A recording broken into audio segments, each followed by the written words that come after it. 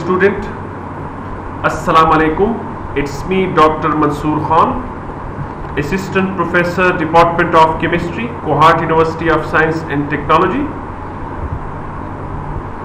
The course which is assigned to me is Atomic Spectroscopy with a course code Chem 454.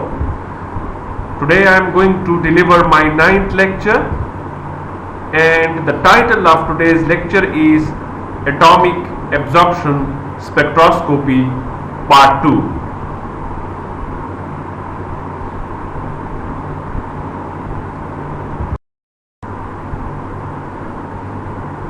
So this is the slide that show that what is the function of nebulization or nebulizer.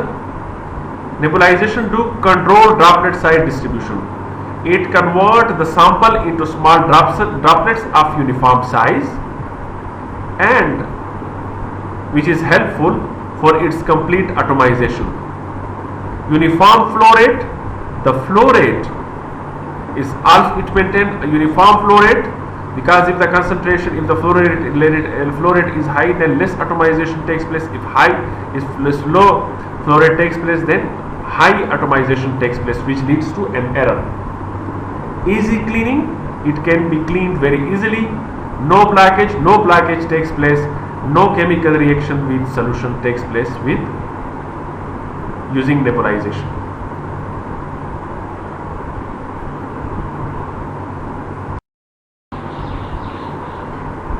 Now, pneumatic nebulizer is a type of nebulization. What is the function of pneumatic nebulizer? A pneumatic nebulizer, simplest for clear non-turbid solution. Break the sample solution into small droplets. Solvent evaporates from many of the droplets. Most, greater than 99%, are collected as a waste. The small fraction that reach to the flame have been dissolved to a greater extent.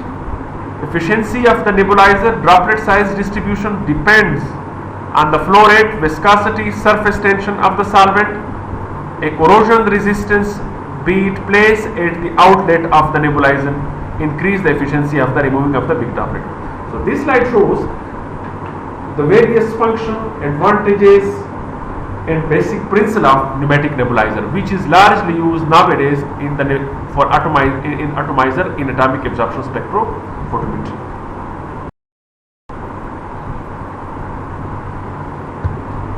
This is one type of pneumatic nebulizer.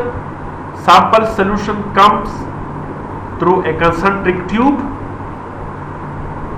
and then at a right angle there is a gas flow at high pressure which drag the sample solution on the other side of the nebulizer, having a very small tip.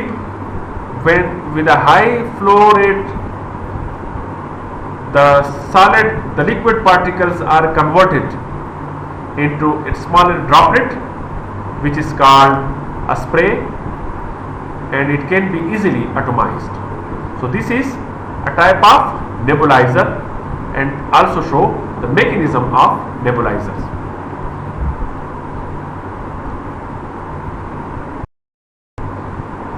This is another type of nebulizer, which is a high pressure gas flow comes on one direction while the sample solution is on the other solution. This hole is called fast flow.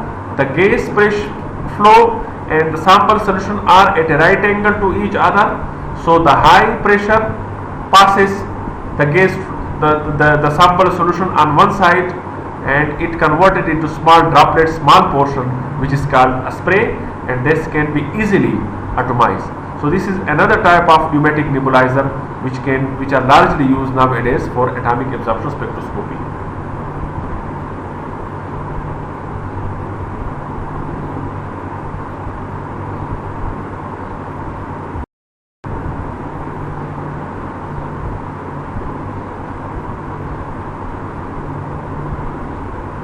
This is another type of nebulization in which we used Fried disk. Sample solution comes perpendicular and the high pressure flow gas passes at a right angle to the gas flow, and most of the gas goes to the drain, and this is known as freighted disc type of pneumatic nebulizer. It is also used to convert the sample solution into smaller portion which can be easily atomized. So this is another type of pneumatic nebulizer. This is another type of pneumatic nebulizer which is called Babington. The sample solution comes, it forms a solution film. This is basically used for viscous liquid. No blockage takes place in this case, and there is orifice. When the high gas flow passes through the bulb, it convert the liquid into its smaller portion, which is known as spray, and this is another type of pneumatic nebulizer and the most largely used one, and it has large number of advantages as compared to the other pneumatic nebulizers.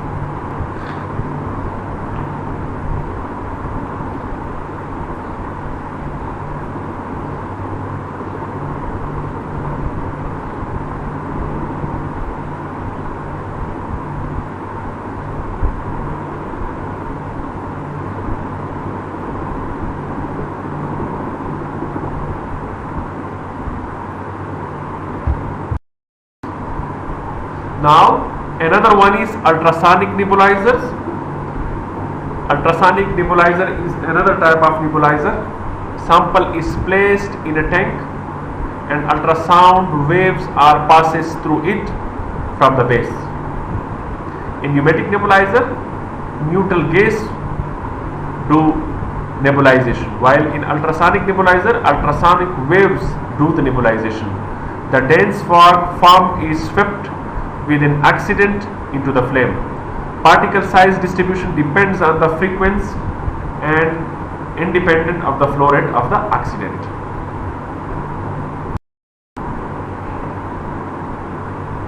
Now burner. Burner is also an important portion of the atomizer.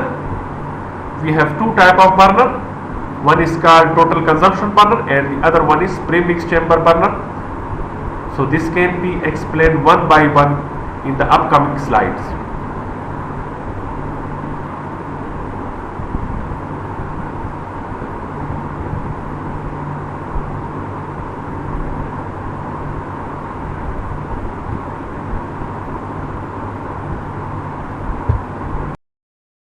The first one is called total consumption burner. In total consumption burner, fuel, accident and sample flow directly into the flame. That's why it is called total consumption burner. No mixing of flame gases prior to being burned in the flame. This is one of the advantage of the total consumption burner. No risk of explosion and gas with high burning velocity can be used. So these are the advantages and these are the characteristics of total consumption burner. While the disadvantages include turbulent flame, erratic cooling caused by large droplets, scattering by large droplet, incomplete vaporization. So incomplete vaporization takes place which decrease its sensitivity, and sometimes it turbulent flame which cause cooling, and it also leads to the negative error. Flame shape not ideal for atomic absorption spectrophotometry measurement. Short path length. In atomic absorption spectrophotometry, we need avoid a lengthy shape of flame to increase its sensitivity. But in case of total consumption burner, we have a short path length. That's why it decreases its sensitivity. More sample enter the flame, but efficiency of atomization is low. We have studied earlier that when we increase the flow rate, the degree of atomization is low, which leads to the negative error. TCB rarely used.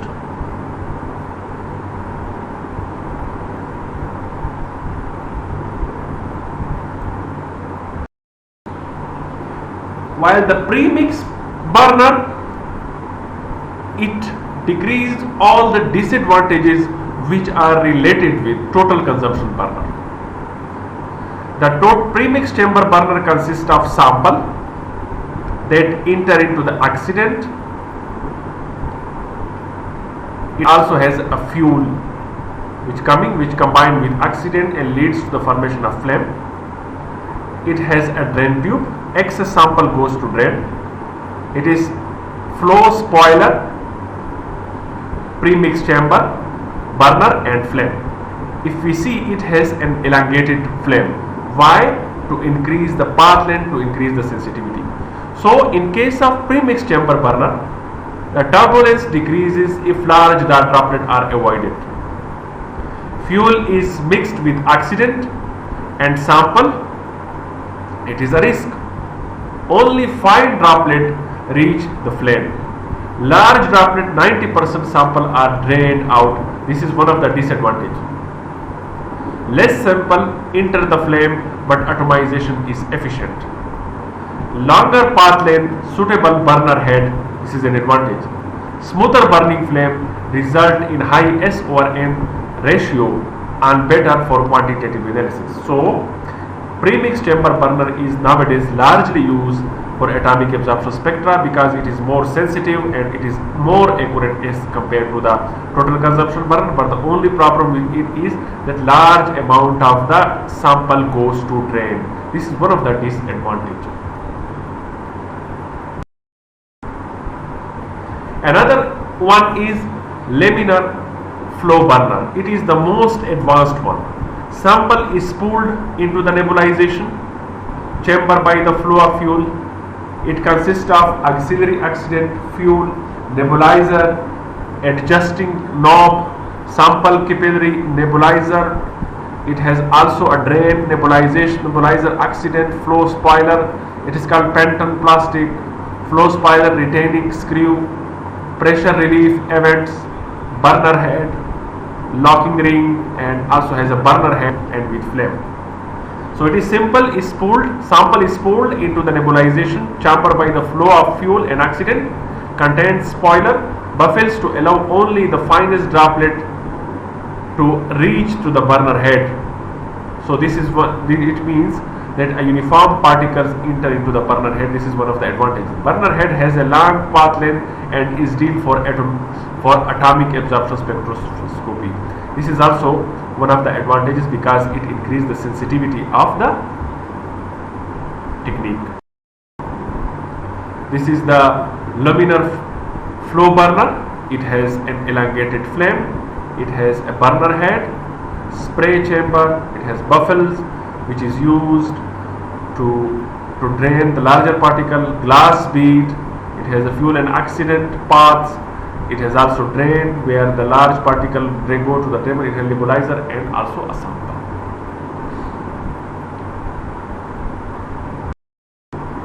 Laminar flow burner has advantages like uniform drop size, enter into the flame, and the larger droplets go to the drain. So it maintains the uniform flow rate and it also maintains its sensitivity and selectivity. Homogeneous flame, the concentration of the flame, the temperature of the flame is almost same everywhere. This is also one of the advantages of laminar flow burner. Quiet flame and a long path length. It has a long path length. Quiet, the flame is not noisy and the path length is high so as to increase its sensitivity. The disadvantage is flashback if V burner is greater than V flow. So flashback takes place if the burning volume is greater than coming volume. 99% of the sample is lost because large particles are drained out. Large mixing volume, the volume is also large. Now, another important factor of the premix chamber burner is the flames. So, it has a secondary combustion zone. So, the flame has the sequence of the events is not the same for every drop size, fuel, oxidant, flow rate, trap flame, excitation, formation tendency. So the fuel oxygen mixture, what is a flame? So the profile of the flame is given, fuel oxygen mixture. The first burning zone is called primary combustion zone or base evaporation. The second portion is interzonal region. It is the most hardest part of the flame, and the primary combustion zone is less in temperature because it is incomplete combustion. Secondary combustion zone is also less in temperature because oxygen collide with the peripheries and it decreases the temperature of the flame. On the other hand, we have a graph between burner tip and distance above are orifices per centimeter. So if we increase from 1700 degrees centigrade, the temperature increases up to 863. As I have already mentioned, that interzonal region, the temperature is high, and after the interzonal region, the temperature is decreased again. The primary combustion zone, the temperature is low because incomplete combustion is there. The secondary combustion zone, the temperature is low because oxygen is colliding. So the figure 9.3 show that why the temperature is low in the peripheries and at the primary combustion zone, because at primary combustion zone temperature incomplete combustion takes place, while at peripheries oxygen collide with the flame, which decreases its temperature. Now types of flame. So we have acetylene flame and we have acetylene air flame whose temperature is 2100 degrees centigrade to 2400 degrees centigrade. This is the most common used flames. Another one is acetylene nitrous oxide. Its temperature is 2600 degrees centigrade to 2800 degrees centigrade. Acetylene oxygen flame, which has temperature 3050 to 3150 degrees centigrade. Selection of the flame type depend on the volatilization of temperature, the most atom of and the most of interest. Now the flame structure include interzonal region is the hottest part of the flame and best for atomization and absorption. Fuel rich flames are the best for atom because the likelihood of oxidation of the atom is reduced. Oxidation of the atom occur in the secondary combustion zone where the atom will form molecule oxide and are dispersed into the surroundings. So the most hardest part is the interzonal zone where most atomization takes place. So we should have a flame whose interzonal region is higher. So A is directly proportional to A and A is directly proportional to degree centigrade. C of atom in flame can be increased by decreasing volume. Unfortunately, increases volume. So then use a burner head that gives long but thin narrow flame. Too thin narrow a flame can get easily cooled to atomic population may decrease. Caution. Temperature of flame depends on fuel oxide ratio. Full rich flame more fuel than oxide, reducing but low temperature. Lean flame oxidation, rich flame oxidizing but hotter. Now the temperature profile, it is important to focus the entrance slit of the monochromator on the same part of the flame for all calibration and sample measurement. Flame absorption profile, magnesium atomized by longer exposure to the flame but is eventually oxidized. Silver slow to oxidize, the number of atom increases with flame height. Chromium oxidized readily highest concentration of the atom at the base of the flame. They are also represented by using some graphs. Flame absorbance profile, figure 9.7 shows typical absorption profile for three elements. Magnesium exhibits a maximum absorbance at the middle of the flame. The behavior of the silver, which is not readily oxidized, is quite different. A continuous increase in the number of atoms, and thus the absorbance is observed from the base to the periphery of the flame.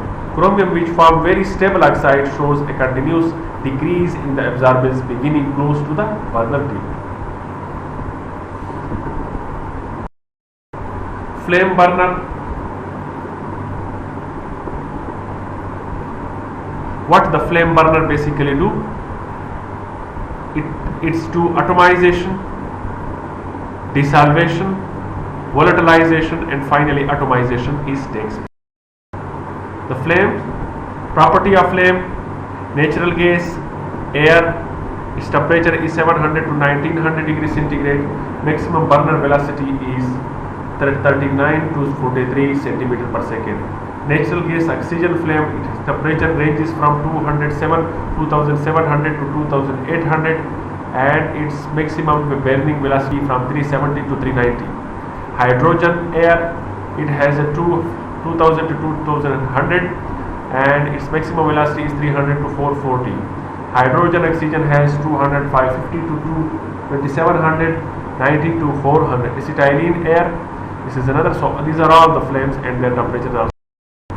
Types of flame used in atomic spectroscopy: gas air acetylene, gas oxygen, hydrogen air, hydrogen oxygen, acetylene air, acetylene oxygen, and acetylene and nitrous oxide flame, and their respective temperature are also given.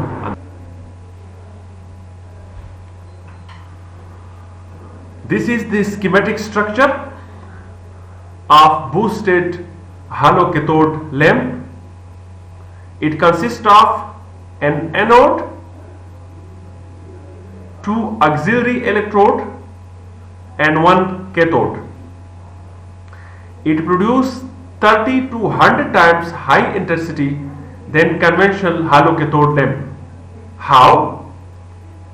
Because it has two auxiliary electrode and it also takes plane in excitation.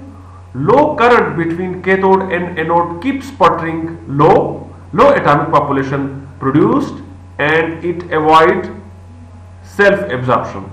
High potential and current between auxiliary electrode leads to a high excitation process. So this is the schematic structure of halocathode lamp, same, but there are two extra auxiliary electrode which also takes part in the excitation, which leads to the low sputtering phenomena and avoid the self-absorption.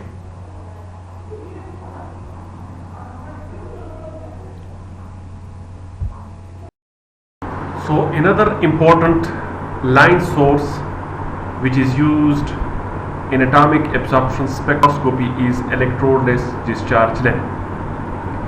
Electrodeless discharge lamp is constructed from the sealed quartz tube containing a few pressure which is equal to 0.1 to 5 bar of an inert gas such as argon and small quantity of the metal of interest or its salts.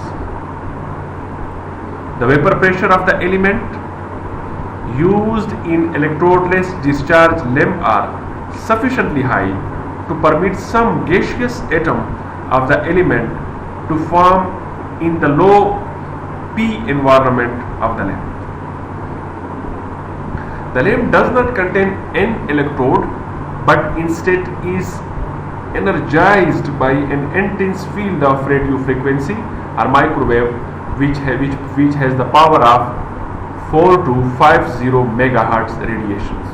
So it has no lamp electrode like halocathode lamp, but it has intense field of radio frequency or microwave radiations which has the power of 2450 megahertz radiation. The lamp does not contain an electrode but instead is energized by an intense field of radiation.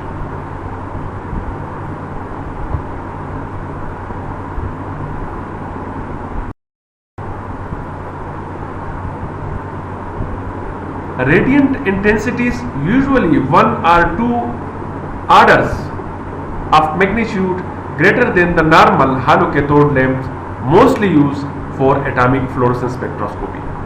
So this electrodeless discharge is largely used for atomic fluorescence spectroscopy. The main drawbacks: their performance does not appear to be as reliable as the halocathode lamp. As in the start I have told you that the most successful, the most famous line source is the halocathode lamp.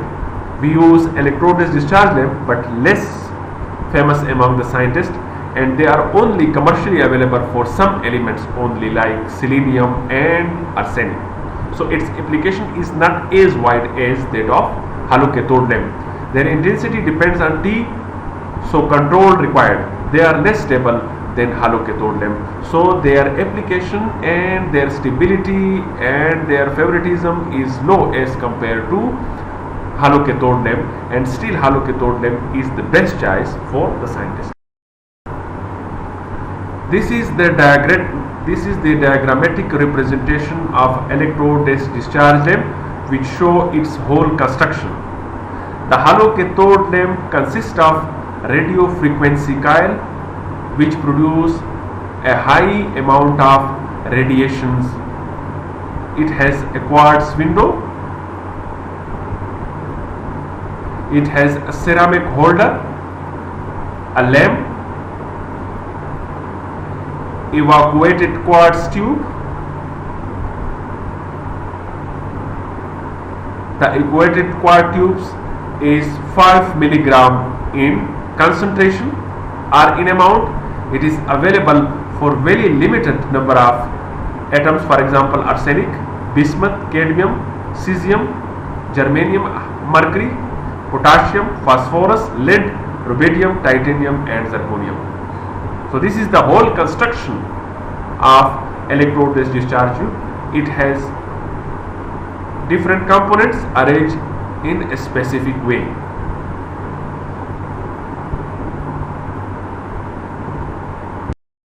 Thank you so much for your patience.